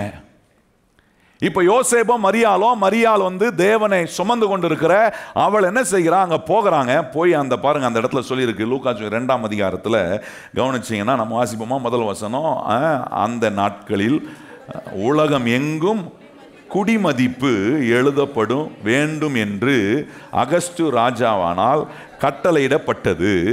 சீரிய நாட்டிலே சிரேனு என்பவன் தேசாதிபதியாய் இருந்தபோது இந்த முதலாம் குடிமதிப்பு உண்டாயிற்று. அந்தபடி குடிமதிப்பின் எழுதப்படும்படிக்கு எல்லாரும் தங்கள் ஊர்களுக்கு, நல்லா இப்போ எல்லாம் எங்கெங்கெல்லாம் சிதறடிக்கப்பட்டிருக்கிறாங்களோ எல்லாம் கிளம்பி வராங்க. இந்த ஏரோது ராஜா இந்த ரோமர் அரசாங்கம் வந்து தலையை கவுண்ட் பண்ணல. தலையை கவுண்ட் பண்ணுற மாதிரி அவன்கிட்ட இருக்கிற என்ன பொசிஷனு, அவன் என்ன வச்சிருக்கிறான், அவனுடைய பொருளாதார நிலை என்ன, இதெல்லாம் கணிக்கிறதுக்காக தான் அவன் பண்ணுறான். அங்கே பாருங்க சொல்லியிருக்கு, அப்பொழுது யோசேப்பும் தான் தாவீதின் வம்சத்தும் குடும்பத்தாருமாய் இருந்தபடியினாலே தனக்கு மனைவியாக நியமிக்கப்பட்ட கர்ப்பவதியான மரியாளுடனே குடிமதிப்பு எழுதப்படும்படி கலிலேயா நாட்டில் உள்ள நாசரேத் ஊரில் இருந்து யூதயா நாட்டில் உள்ள பெத்லெகேம் என்னும் தாவீதின் ஊருக்கு போனார்கள். அவ்விடத்திலே அவர்கள் இருக்கையில் அவளுக்கு பிரசவ காலம் நேரிட்டது. அவள் தன் முதல் பேரான குமாரனை பெற்று சத்திரத்திலே அவர்களுக்கு இடம் இல்லாதிருந்தபடியினாலே பிள்ளையை துணியிலே சுற்றி முன்னணியிலே கடத்தி. நல்லா கவனிச்சு பாருங்க. இப்போ என்ன பண்றாங்க, யோசேப்பு மரியாள் இந்த ஏரோது சட்டம் போட்டதுனால வந்து பதிவு பண்றாங்க. பதிவு பண்ணும்போது நீங்க யோசித்து பாருங்க, ஒருத்தன் பதிவு பண்ணுறான், அவன் பேரை பதிவு பண்ணுறான்னா அவனை வந்து வரி கட்ட வைக்கிறதுக்காக தந்திரமாக இந்த வேலையை அவன் செய்கிறான் பாருங்க. செய்யும் போது யோசித்து பாருங்க, ஒன்றும் இல்லாத வரி கட்ட வேண்டி இருக்குமா? கொஞ்சம் யோசித்து பாருங்க. ஒன்றுமே இல்லை, ஏழை குடும்பம், இந்த குடும்பம் ஏழை, இதுக்கு கையில் ஒன்றுமே இல்லை அப்படின்னா அவங்க எதுக்கு வரி கட்டணும்? வந்து தான் பேரை பதிவு பண்ணி அந்த பேரை பதிவு பண்ணும்போது அந்த நாட்டுக்கு செலுத்த வேண்டிய வரியை செலுத்துறானா? கொஞ்சம் யோசித்து பாருங்க. யோசேப்பு எப்படிப்பட்டவன்? யோசேப்பு யாருடைய வம்சத்துலேருந்து வந்திருக்கிறான்? தாவீதுடைய வம்சத்துலேருந்து வந்தவன். நல்லா கவனிங்க, தாவீது எப்படிப்பட்டவன்? இந்த முழு உலகத்திலும் அவன் செல்வந்தரனா கர்த்தர் அவனை வச்சிருந்தார். ஏன் அதை அவனுக்கு செஞ்சார்னா, தாவீது தன்னுடைய இருதயத்தை கர்த்தரை தேடுகிறவனாய் இருந்தான், கர்த்தருடைய சித்தத்துக்கு ஒப்பு கொடுக்கிறவனாய் இருந்தான். இப்படிப்பட்ட சந்ததியிலிருந்து வருகிற இந்த யோசேப்பு எப்படிங்க ஒரு ஓட்டாண்டியா ஒரு ஏழையா இருக்க முடியும்? கொஞ்சம் யோசித்து பாருங்க. வேதம் சொல்லுகிறது, அங்கே அவர்கள் போன காலத்தில் பிரசவ காலம் வந்தபோது பிரசவம் நேரம் ஏற்பட்டுச்சு. தேடி பார்க்குறான், எல்லா இடத்தையும் தேடி பார்க்குறான். அங்கே கொண்டு போய் தான் மரியாதை தான் வருங்கால மனைவியை போய் வச்சு பிரசவம் பார்க்கக்கூடிய ஒரு இடம் இல்லை, கிடைக்கல. ஏன்னா எல்லா ஊர்ல இருந்தும் கிளம்பி வந்துட்டாங்க. எல்லா சத்திரம் அந்த நாட்களில், இன்னைக்கு தான் வந்து ஹோட்டல் லாட்ஜிங்லாம் இருக்கு பாருங்க, அந்த காலத்துலலாம் சத்திரம் தான். நான் சின்ன பையனாக இருந்தபோது ஞாபகம் இருக்குது, சில கேம்புக்கு போவோம் பாருங்க. கேம்புக்கு போகும்போது ரூம் இருக்காது, சத்திரத்தில் தான் புக் பண்ணி கொடுப்பாங்க. சத்திரத்தில் புக் பண்ணி கொடுத்தாங்கன்னா அப்படியே எல்லாம் ஒரே என்ன கூட்டமாக படுப்போம். அப்படியே பக்கத்தில் தலாணி பாயை எடுத்துன்னு போனோம் கையோட, அங்கே போட்டு நம்ம படுக்கணும். படுத்து நீங்கள் சத்திரத்தில் எழுந்துச்சி காலையில் வேகமாக எழுந்துச்சி குளிக்கலான்னு போனால் எல்லாருக்கும் பொதுவாக ஒரு தொட்டியை கட்டி வச்சுருப்பான். அந்த தொட்டியில் தண்ணியை விட்டுருப்பான். நீங்கள் என்ன பண்ணணும், எல்லாத்தையும் போட்டுட்டு போய் அங்கே எல்லாரும் குளிப்பாங்க, எல்லாரும் குளிக்கிறோட சேர்ந்து குளிக்கணும். இதான் சத்திரங்க. அந்த நாட்களில் ஹோட்டல்லாம் கிடையாது, சத்திரம் தான் இருந்துச்சு. சத்திரத்துக்கு அந்த நாட்களில் போகிறதே யார் போவாங்கன்னா, ஒன்றும் இல்லாதவன் போக முடியாது. நல்ல காசு கையில் நல்ல செல்வம் இருக்கிறவன் தான் அந்த சத்திரத்துக்குள்ளேயே போக முடியும். இப்போ கவனிச்சு பாருங்க, வேதம் சொல்லுது அந்த சத்திரத்தில் கூட காசு இல்லாததுனால, இவங்க ஏழையா இருந்ததுனால, ஏதோ மாட்டு தொழுவத்தில் இயேசுநாதர் பிறந்துட்டாரு, அதனால அவர் ஏழையின் உருவத்தில் வந்திருக்கிறாருன்னு நம்ம ஒரு தவறான பிக்சரை மனசில் கொண்டு போய் வச்சிடக்கூடாது. எப்போ பார்த்தாலும் இயேசுநாதரை ஏழை கோலத்தில் தான் நம்ம கொண்டு வந்து காட்டுறோம். நான் என்ன சொல்றேன், ஏழைகளுக்கும் அவர் தேவன், எல்லாருக்கும் அவர் தேவனாக இருக்கிறார். கையை வச்சு சொல்லுங்க, அவர் எல்லாருக்கும். ஏழை பணக்காரன் நம்ம பிரிக்க வேண்டாம், ஏன்னா ஆண்டவர் அப்படி பார்க்கறதே இல்லை. எல்லாரையும் ஆசீர்வதிக்கக்கூடிய தேவனாக தான் பார்க்குறான். ஆனால் இன்னைக்கு மனுஷன் என்ன வாக்கிட்டான், கர்த்தர் என்ன காரியத்தை இந்த பின்னணியில் என்ன சொல்லப்பட்டிருக்குன்னு தெரியாம இயேசுவை ஏழை இயேசுவா பார்க்க ஆரம்பிச்சிட்டோம். இயேசுவை ரொம்ப தாழ்ந்தவரா, ரொம்ப மட்டமானவரா.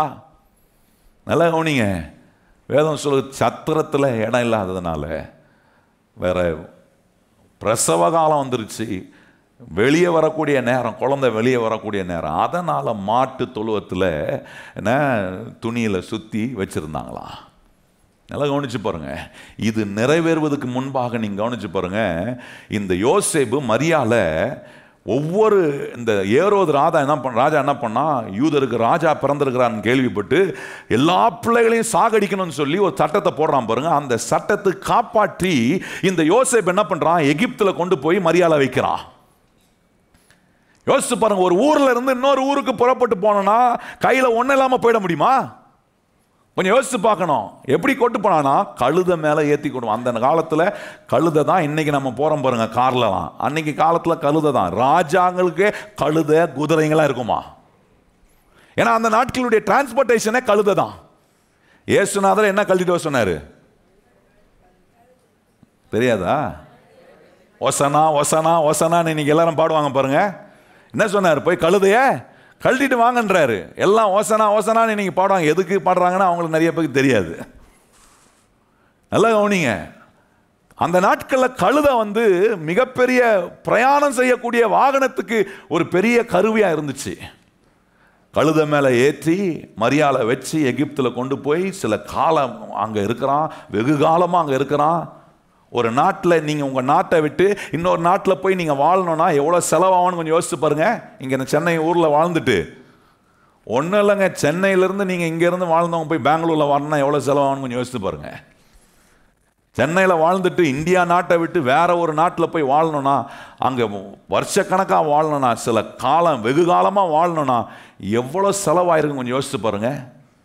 எங்கேயும் போய் யோசேப்பு கையேந்தி நிற்கல. பைபிளில் எங்கேயுமே சொல்லலை எங்கேயும் போய் கையேந்தி என் மனைவி பிரசவமாக இருக்கிறா, அதனால எங்களுக்கு கொஞ்சம் ஏதாவது உதவி செய்யுங்க, பார்த்து பண்ணுங்க அப்படின்னு போய் கையேந்தலைங்க. நீங்க கவனிக்கணும், இயேசு எங்கே இருந்தார், எப்படிப்பட்ட குடும்பத்தில் பிறந்தார், எப்படிப்பட்டவராக இருக்கிறார். ஆனால் இன்னைக்கு எப்படி இயேசுவை காட்டியிருக்கிறாங்க, நம்ம மனசுல இயேசுவை எப்படி பார்க்கிறோம். இதனால தான் இந்த தரித்திர எண்ணங்கள் வாழ்க்கைக்குள்ள உட்கார்ந்துருது. என்ன நம்புறேன், இப்படி இருக்கிறது தான் கரெக்டு போல. இயேசுநாதரே இப்படி தானே பிறந்தாரு, இயேசுநாதரே மாட்டு தொழுவத்தில் தானே இருந்தார், இயேசுநாதரே ஒன்றும் இல்லாமல் தானே வந்தார்.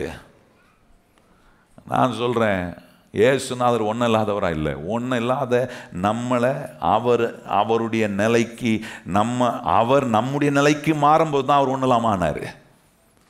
அதை கூட எதுக்கு செஞ்சாருன்னா, அப்படி நான் உன் நிலையை எடுக்கிறதுனால என் நிலையை உனக்கு நான் கொடுக்க முடியுது. ஒரு பரிமாற்றத்தை செய்வதற்காக தான் இயேசு கிறிஸ்து கல்வாரி சிலுவையில் தம்முடைய ஜீவனை கொடுத்தார்.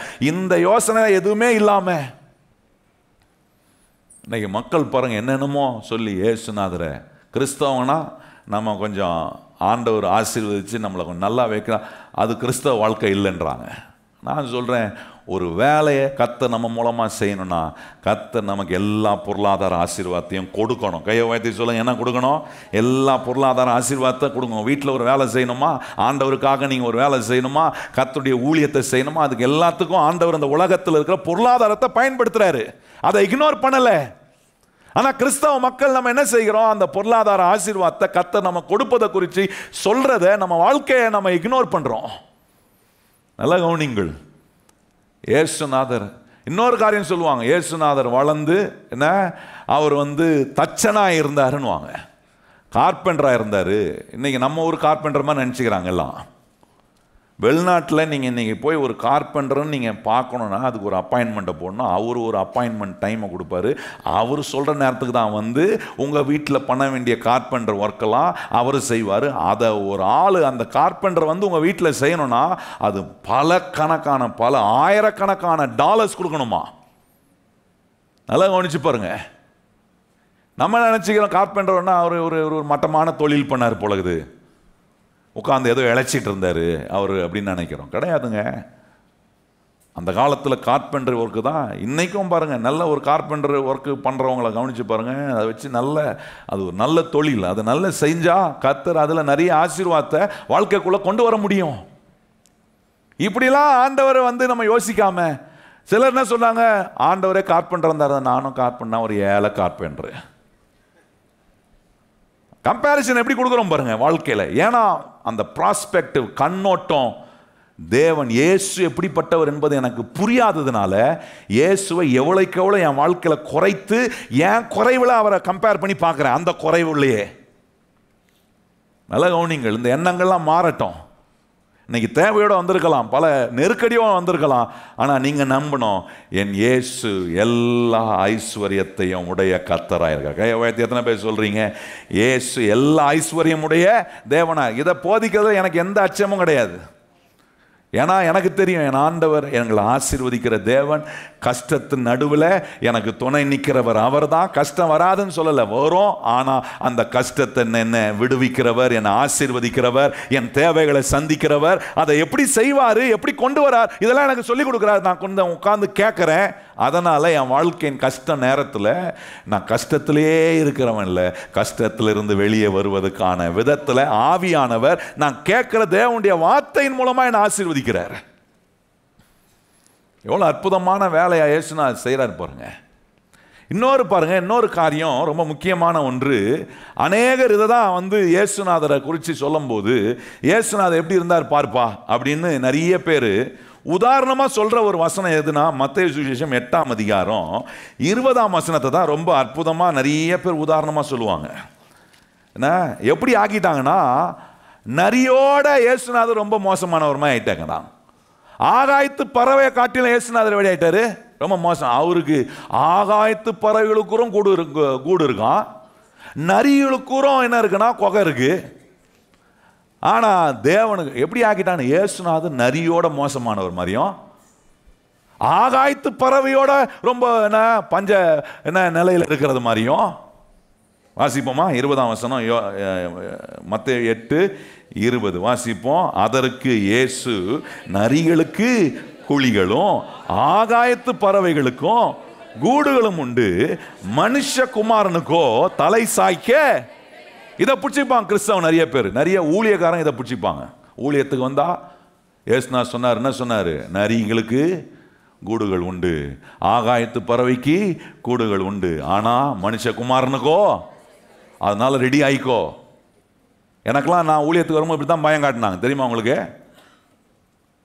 பார்த்துக்கோ, இயேசுநாதரை தேடி போகிற உனக்கு நரிக்குறம் கூடாரம் இருக்கும், ஆகாயத்து பறவைக்குறம் என்ன இருக்கும்? கூடாரம் இருக்கும். உனக்கு கூடாரம் இருக்குமான்னு தெரியாதுப்பா, பார்த்துக்குப்பா. இந்த இயேசுநாதருக்கு பின்பற்றி போனீங்கன்னா உன் நிலை இப்படி தான்.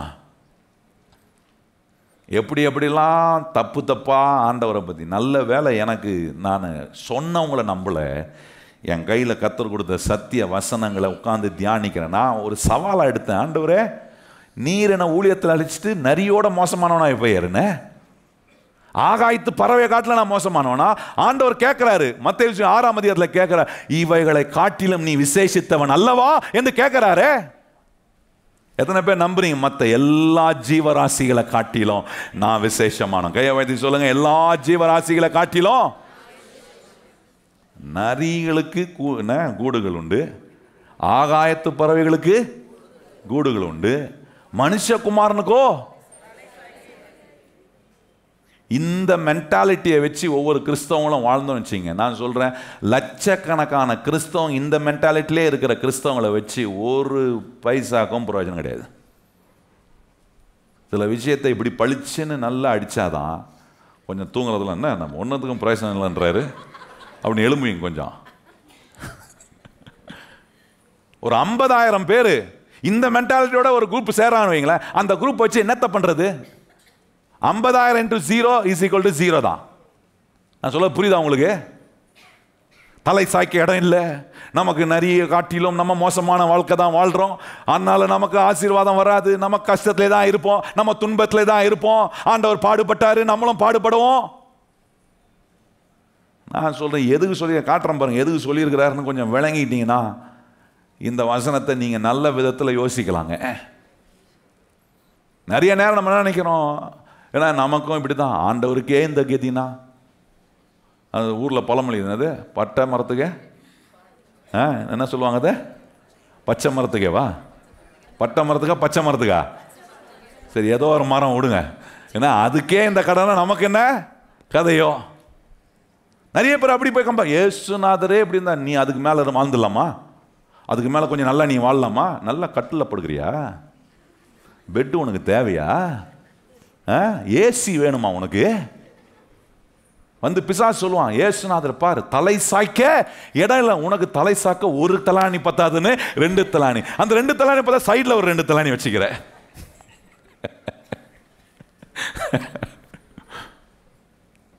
நான் சொல்றேன், நம்மளை நல்லா வாழ வைக்கிறவர் இயேசுநாதர். கையை வச்சு நம்மளை நம்புங்க. இன்னைக்கு நிறைய பேருக்கு ஷாக்கிங் செய்தி இது. இன்னைக்கு நான் பண்றது நிறைய பேருக்கு, ஏன்னா அவங்க கண்ணோட்டம் அப்படிதான் இருந்திருக்கு. ஐயோ இயேசுநாதருக்கே இல்லையே, அப்போ நம்ம எப்படி இருக்கலாம், இப்படி இருக்கலாமா, அப்படி இருக்கலாமா? இயேசுநாதர் எதுக்கு சொன்னார்னு தெரிஞ்சிச்சுன்னா மண்டையில் இடிச்சிப்பீங்க. எங்கன்னா போய் நீங்க யாரோ சொன்னதை வச்சு நம்ம வந்து கூட்டாந்தனமா நம்பி இருக்கிறோமே. நல்லா கவனிங்க, சத்தியத்தை அறிவீர்கள், சத்தியம் உங்களை விடுதலையாக்கும். என்ன சொன்னார் பாருங்க, எதுக்கு சொன்னார் பாருங்க, தலை சாய்க்கவே இடம் இல்லைனா இயேசுநாதர் எங்க தங்கினார் தெரியுமா உங்களுக்கு? மனுஷகுமாரனுக்கு என்ன போட்டிருக்கு மத்தேயு 8:20 தலை சாய்க்கவே இடம் இல்லை அப்படின்னு சொன்னவர் என்ன சொன்னார் கொஞ்சம் பார்க்கலாமா? யோவான் 1 வாங்க, என்ன சொல்றாரு பாருங்க. அவர் இப்படி சொன்னவர் என்ன சொன்னார், தலை சாய்க்கவே இடம் இல்லைன்னு சொன்னவர் அவரை பத்தி என்ன சொல்லியிருக்காரு பாருங்க. நீங்க கவனிச்சு பாருங்க. யோவான் ஸ்நானகனை பின்பற்றின சிலர், அவர் கூட இருந்தவங்க இயேசுநாதர் வருகிறதை பார்த்து 35ஆம் வசனத்துல பாருங்களேன், ரொம்ப அற்புதமா இருக்கும். மறுநாளிலே யோவானும் அவனுடைய சீஷரும் 2 பேரும் நிற்கும்போது இயேசு நடந்து போகிறதை அவன் கண்டு, இதோ தேவ ஆட்டுக்குட்டி என்றான். அவன் அப்படி சொன்னதை 2 சீஷரும் கேட்டு இயேசுவை பின் சென்றார்கள். பாருங்க, கேட்டார், இவதான்ப்பா தேவ ஆட்டுக்குட்டி, தலை சாய்க்க இடம்லன்னு சொன்னாரு,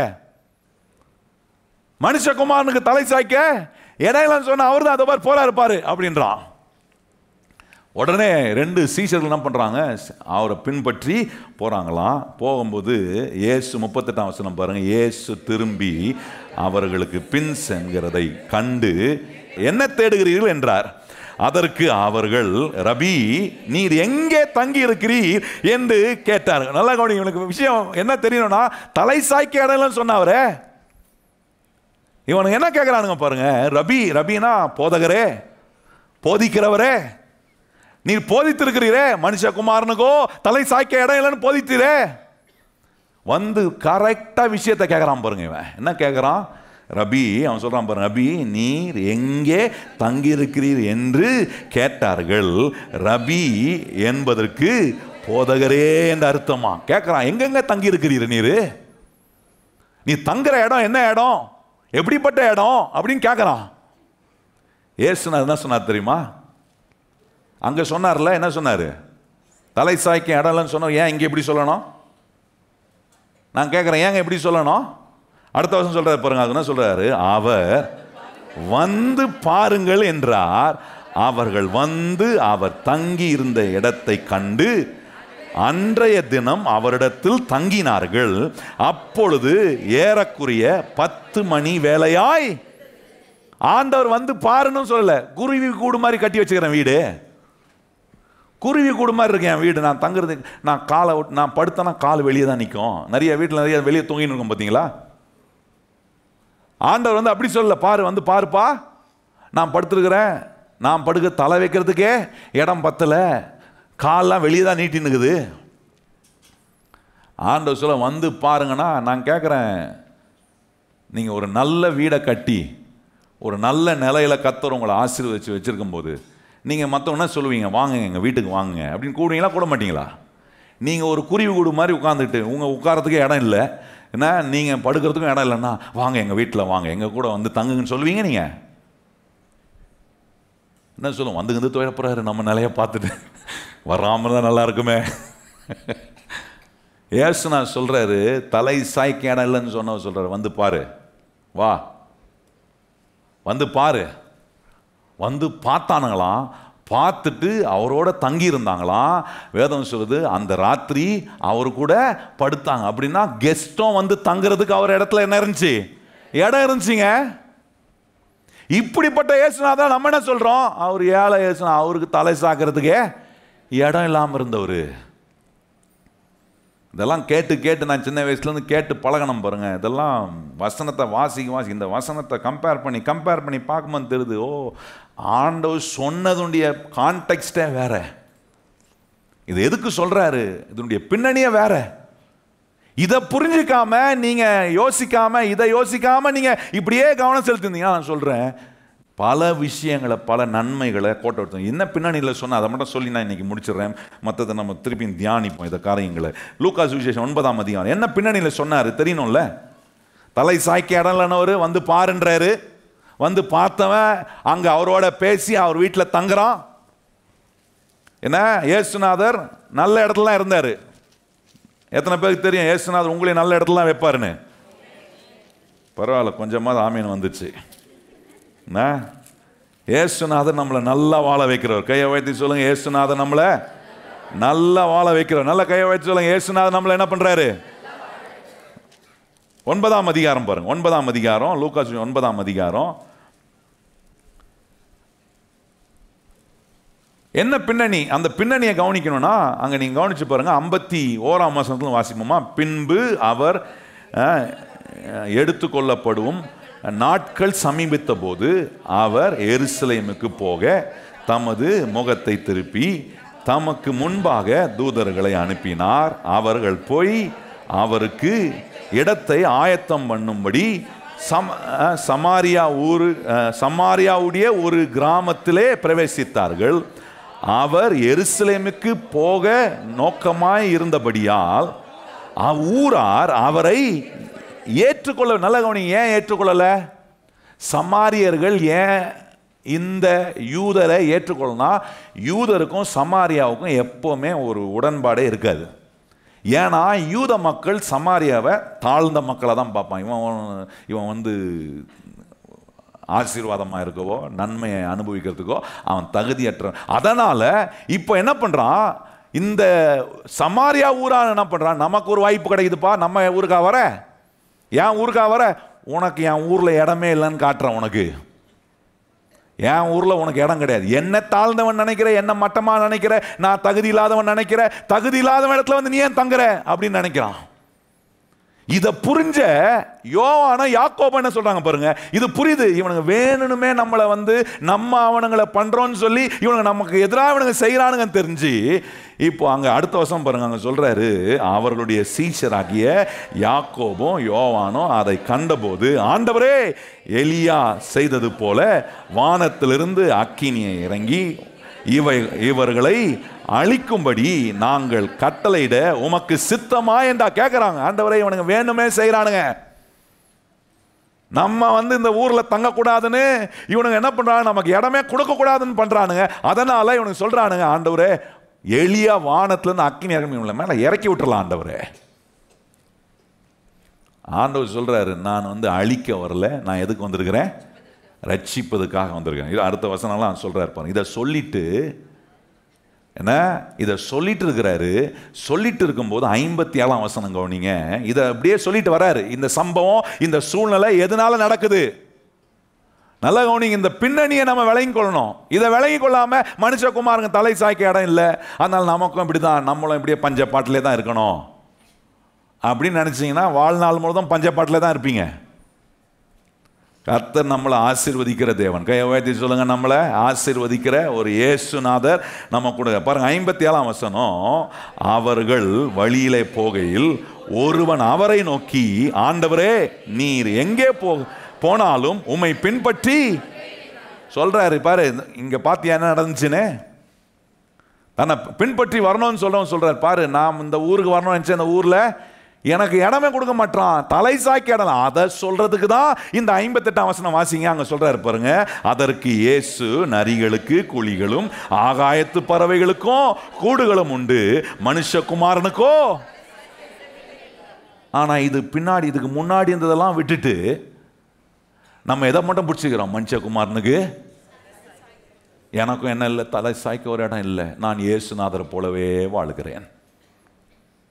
ஏசுனா தலையில் அடிச்சுப்பார். என்னத்தை பண்ணுறது இவங்களை? நல்லா கவனிங்க. இன்னைக்கு இப்படிப்பட்ட எண்ணம் இருந்தால் உடைங்க. என் ஆண்டவர் என்னை நல்லா வாழ வைக்கிற ஒரு தெய்வம். என்னை பொருளாதாரத்தில் ஆசீர்வதிக்க கர்த்தர் சித்தம் உள்ளவராக இருக்கிறார். என்ன நம்மளும் சொல்லணும். ஏசுனா சொன்னார் பார்த்தீங்களா, வந்து பாருங்கள். நம்மளும் சொல்லணும், ஆண்டவரே நீர் என்னை ஆசீர்வதிக்கும் போது அநேகர் வந்து பார்ப்பார்கள், அநேகர் வந்து தங்குவார்கள். கர்த்தர் செய்கிற நன்மைகளெல்லாம் உங்க வாழ்க்கையின் மூலமா பார்க்கணுங்க. வந்து பார்க்காத நிலையிலேயே மறைச்சி அப்படியே பொத்தி நான் வருவேன், நான் ஓரமாக உட்காந்துப்பேன், நான் ஆசீர்வதிக்கப்பட முடியாது, நான்லாம் உயர முடியாது, இன்னும் என் குடும்பம் இப்படி தான் இருக்கும் அப்படின்னா அப்படியே இருக்க வேண்டியது தான். ஏசுநாதர் சொல்றார், வந்து பாருங்கள். எத்தனை பேர் நீங்க சொல்றீங்க, என்னையும் வந்து பார்க்கும்படி கர்த்தர் ஆசீர்வதித்து என்னை உயர்த்துவார்? அப்படிப்பட்ட விதத்துல பொருளாதார நன்மையெல்லாம் கொடுப்பாரு. தேவன் ஐஸ்வர்யம் உள்ளவர். தேவன் அனுப்பின இயேசுநாதரும் பூலோகத்துல ஐஸ்வர்யம் உள்ளவராக இருந்தார். இந்த பூலோகத்தில் உங்களை வச்சிருக்கிற தரித்திரமா வாழ்றதுக்கு இல்லை. நல்லா கவனிக்கணும். தரித்திரமா வாழ்றதுக்கு இல்லை. நல்லா கவனி. நம்மளை ஆசீர்வதிப்பது கர்த்தருக்கு பிரியம். எத்தனை பேர் நீங்கள் அதை நம்புறீங்களா? ஏன்னா இல்லை இப்படி தான் இருப்போன்னா அது உங்கள் தலையெழுத்து. சத்தியத்துக்குள்ளே வந்தீங்கன்னா உங்கள் தலையெழுத்தே மாறும், உங்கள் சூழ்நிலைகள் மாறும், உங்கள் வாழ்க்கை அற்புதமானதாக மாறும். எழும்பி நிற்போம், நம்ம ஜெபம் பண்ணலாம். எங்கள் நல்ல ஆண்டவரே, இந்த அற்புதமான காலை நேரத்தில் இயேசு ஐஸ்வர்ய சம்மனர், இந்த வார்த்தையை எங்கள் வாயில் அடிக்கடி நாங்கள் சொல்றதுக்கான தைரியத்தை இன்றைக்கு உம்முடைய பிள்ளைகள் கேட்ட அந்த சத்தியத்தின் மூலமாக உண்டாகட்டும். நீர் எங்களுக்காக பாடுபட்டிருக்கிறீர், எங்களுடைய அக்கிரமங்களை நீ சுமந்திருக்கிறீர். ஆண்டவரை, இதெல்லாம் நாங்கள் சொல்றது போல இந்த வார்த்தையை சொல்லணும், என் ஆண்டவர் இயேசு ஐஸ்வர்ய சம்மனர். எத்தனை பேர் வாயத்திறந்து சொல்ல முடியும்? இயேசு ஐஸ்வர்ய சம்மனர். நல்லா வாயத்திறந்து சொல்லுங்க. ஒன்றும் இதுக்கு ஒன்றும் கெட்ட வார்த்தை கிடையாது. நிறைய பேர் நினச்சிக்கிறான் இது ஒரு கெட்ட வார்த்தை போலகுது. நிறைய கிறிஸ்தவன் வாயிலே வரமாட்டுது இந்த வார்த்தை. குறை உள்ளவனா இருக்கிற ஒவ்வொரு கிறிஸ்தவனும் சொல்லணும், என் இயேசு ஐஸ்வர்ய சம்மனர், என்ன குறையில வைக்க மாட்டார், என்ன ஆசீர்வதிப்பார். கையை உயர்த்தி சொல்ல, என்ன ஆசீர்வதிப்பார், என் பொருளாதார தேவைகளை அவர் சந்திப்பார். எத்தனை பேருக்கு அந்த நம்பிக்கை இருக்கா? நம்புற வரைக்கும் ஆண்டவனை விட மாட்டாரு, நானும் விட மாட்டேன். இதை மறுபடியும் சமட்டி மாதிரி எடுத்து சிலரை சமட்டியில் அடிக்கணும்னா கர்த்தர் சில நேரம் அப்படி அடிப்பார், சமட்டியில் அடிக்கிற மாதிரி. நேற்று ஜெபத்தில் சொன்ன பாருங்க, தேவனுடைய வார்த்தை அக்கினி போலவும் இருக்கு, சமட்டி போலவும் இருக்கு. சில நேரம் அக்கினி மாதிரி அப்படியே பற்றி பிடிக்கும், சில நேரம் சமட்டி மாதிரி டம்முன்னு எதை அடிக்கிறாரு? நமக்குள்ள போய் உட்கார்ந்துருக்கு பாருங்க தப்பான பலத்தாரன்னு. ஆண்டவரை குறித்து, இயேசுவை குறித்து உட்கார்ந்துருக்கிற தப்பான அபிப்பிராயம் இருக்கு பாருங்க, கண்ணோட்டம் இருக்கு பாருங்க, இதெல்லாம் உடைப்பாரு. ரெண்டு கையும் உயர்த்தி வாயை திறந்து இருதயத்தில் விசுவாசித்து எல்லாரும் சொல்லுங்க, நான் ஆராதிக்கிற இயேசு அவர் ஐஸ்வர்ய சம்மனர், என்னை ஆசீர்வதிக்க அவர் சித்தம் உள்ளவராய். சொல்லுங்க வாயை திறந்து, என்ன ஆசீர்வதிக்க. இதுக்கு எதிராக நிறைய பேர் சொல்லுவாங்க. உங்களுக்கு இதுக்கு எதிராக நிறைய கேட்கக்கூடிய சந்தர்ப்பத்தை பிசாசு உண்டாக்குவான். நீ ஆசீர்வதிக்கப்பட்டவனா? வாழ்க்கை எப்படி இருக்கு பாரு, கடனில் இருக்கிற, பிரச்சனையில் இருக்கிற, தோல்வியில் இருக்கிற, சொல்லணும், இப்படிப்பட்ட எனக்கு தான் அவர் ஐஸ்வர்ய சம்மனராய் இருக்கிறார்ன்றதை விசுவாசிக்கிறேன். ஒரு நாள் இன்னைக்கு நான் கடன்லையும் கஷ்டத்திலையும் இருக்கிறத பார்க்கிறேன். இயேசுநாத் ஒரு நாள் சொன்னது போல வந்து பாருங்கள் என்று சொல்லுகிற நிலையில கர்த்தர் என்னை தூக்கி நிறுத்த அவர் வல்லவராய் இருக்கிறார் என்பதை இன்னைக்கு நீங்க நம்புனீங்கன்னா நான் சொல்றேன், அந்த அற்புதத்தை இயேசு உங்களுக்கு செய்வார். ஆமென். இந்த இயேசு இப்படிப்பட்ட அற்புதங்களை நமக்கு செய்கிற தேவன். எங்கள் நல்ல ஆண்டவரே, இந்த அற்புதமான சத்தியத்தை கேட்கவும் விசுவாசிக்கவும் கை கொள்ளவும் உம்முடைய பிள்ளைகள் ஒவ்வொருவருக்கும் நீர் உதவி செய்வீராக. இதை நம்பாத ஆண்டவரே, நம்ப முடியாத விதத்தில் இன்னைக்கு எதெல்லாம் இன்னும் தடையா இருக்கோ அதெல்லாம் இடிப்பீராக. இந்த சத்தியம் அவருடைய இருதயத்துக்குள்ள வாழ்க்கைக்குள்ள ஊடி உருவி பாயட்டும் ஆண்டவரே. அற்புதமான விளைவுகளை உடைய பிள்ளைகளுக்கு உண்டாக்கட்டும். இயேசுவின் நாமத்தில் ஜெபிக்கிறோம் எங்கள் நல்ல பிதாவே, ஆமென். இப்பொழுது நம்முடைய கர்த்தராகிய இயேசு கிறிஸ்துவின் கிருபையும் பிதாவாகிய தேவனுடைய அன்பும் பரிசுத்த ஆவியானவருடைய அந்யோன்ய ஐக்கியமும் இன்றும் என்றும் சதா காலங்களும் நம் அனைவருடன் நிலைத்திருப்பதாக. எல்லாரும் இணைந்து சொல்லுவோம், என் ஆத்துமாவே கர்த்தரை ஸ்தோத்திரி, என் முழு உள்ளமே பரிசுத்த நாமத்தை ஸ்தோத்திரி.